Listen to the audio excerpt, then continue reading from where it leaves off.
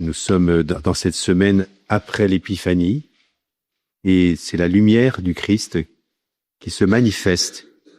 Là, elle se manifeste dans son ministère.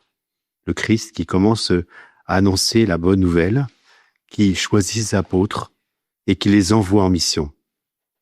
Alors, le prophète Isaïe parlait aussi dans le récit du peuple de Dieu, toutes les malheurs qui lui sont arrivés, ces épreuves, ces humiliations, c'est le contrée de la Galilée, qu'il appelle le chemin de la mer, car c'était la route qui drainait les richesses de l'Orient pour les acheminer vers la mer et l'Occident. Le peuple marchait dans les ténèbres. Pourquoi ? Ce peuple avait été déporté à cause, bien sûr, de tout le mal qu'il avait fait. Il y a eu cette déportation, et le prophète parle du retour des exilés.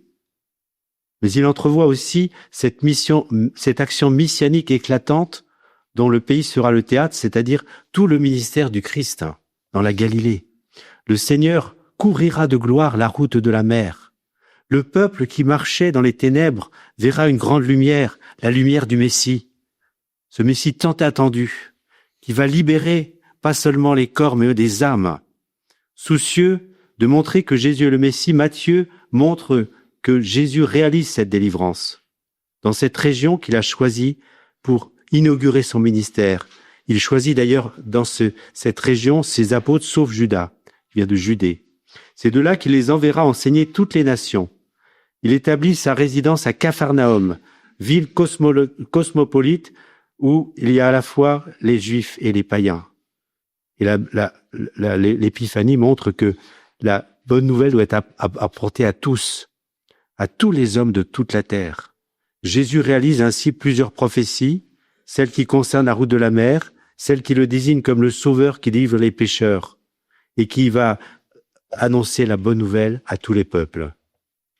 En fait, il commence bien sûr par les Juifs, mais l'Église continuera son action, prolongera sa mission. Et d'abord, c'est une mission de conversion. D'où ces paroles, repentez-vous, convertissez-vous. Et nous savons que cette conversion n'est pas achevée. Elle continue toute notre vie. Nous avons à améliorer notre vie à la lumière de l'Évangile et à la lumière et avec la force de l'Esprit Saint, et aussi parce que le Christ nous a sauvés par la croix. Vous avez vu que c'est en Suisse qui s'est passé ce grand drame. Si vous avez vu que cette jeune fille tenait une croix, son sauveteur, alors on prie bien sûr pour tout le monde, c'est pas je veux dire que les autres, bien sûr, ils sont morts, on prie pour eux, mais que le Christ, voilà, il agit, même on tient sa croix, et bien on est sauvé. C'est ça ce que je veux dire, c'est que tournons-nous vers le Christ, ayons confiance en sa mère, prions-les. Les premiers samedis sont là pour nous montrer combien la Vierge veut agir, et aussi à la rue du Bac. Mais on lui demande rien à la Sainte Vierge. Alors prions-la et prions le Christ, ayons confiance en sa croix, en sa rédemption. Cette jeune fille qui tenait cette croix, le sauveteur aussi, et voilà, elle a été sauvée. Je dis pas que les autres, bien sûr, on prie pour eux, on prie pour leur famille. Mais aujourd'hui, agissons, présentons le Christ comme le sauveur. Il peut agir, il est tout puissant, mais on lui demande pas suffisamment de choses.